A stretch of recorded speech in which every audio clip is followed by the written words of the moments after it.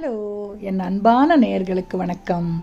இன்றைக்கி வீடியோவில் நீங்கள் என்ன பார்க்க போகிறீங்கன்னாக்கா, சூப்பராக ஹெல்த்தியான பாசிப்பருப்பு இட்லி எப்படி செய்கிறதுன்ட்டு காட்டி கொடுக்கு. ரெகுலராக அரிசியில் பண்ணிட்டுருப்பீங்கோ, ரவாவில் பண்ணிட்டுருப்பீங்கோ, இந்த மாதிரி பாசிப்பருப்பில் பண்ணி பாருங்க. அப்படியே நீங்கள் என்ன பேரானா வச்சுக்கோங்க. இதுக்கு குஷ்பு இட்லின்னு வச்சுக்கோங்க, இல்லைன்னா பருத்தி இட்லின்ட்டு வச்சுக்கோங்க.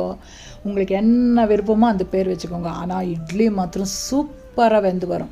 எப்படி செய்கிறதுன்ட்டு பார்க்கலாமா? மெஷர்மெண்ட்டு பார்த்துக்கோங்க. ஒரு கப்புக்கு நீங்கள் பாசிப்பருப்பு எடுத்துட்டாக்கா ஈக்குவல் ப்ரப்போர்ஷன் உளுந்து எடுத்துக்கணும்.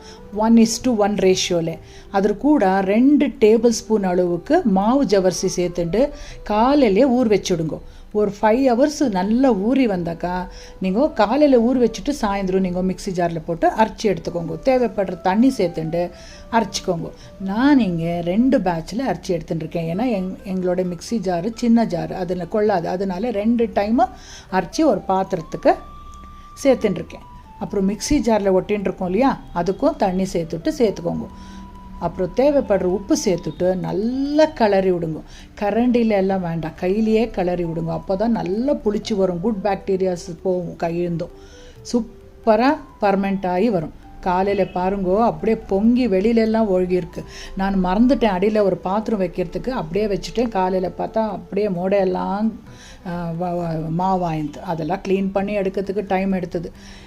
இப்போது இட்லி தட்டில் நெய் தடவி 20-25 நிமிஷத்துக்கு இந்த மாவை ஊற்றி வேக வச்சாக்கா சூப்பரான இட்லி. நான் சும்மா வாய்ப்பேச்சுக்கு சொல்லிட்டல, நீங்கள் செஞ்சு பாருங்க.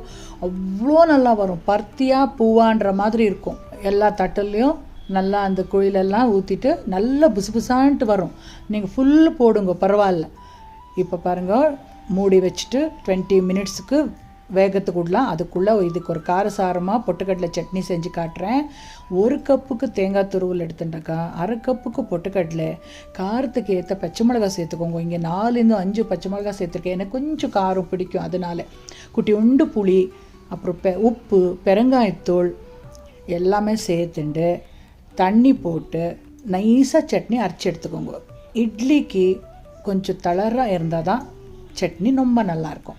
கூட ஃப்ரெஷ்ஷாக கருவேப்பிலை அண்ட் மல்லித்தழை கூட சேர்த்துக்கோங்க. நான் இங்கே இஞ்சி கூட சேர்த்துருக்கேன், அது கிளிப்பிங்கில் மிஸ் ஆகிருக்கு.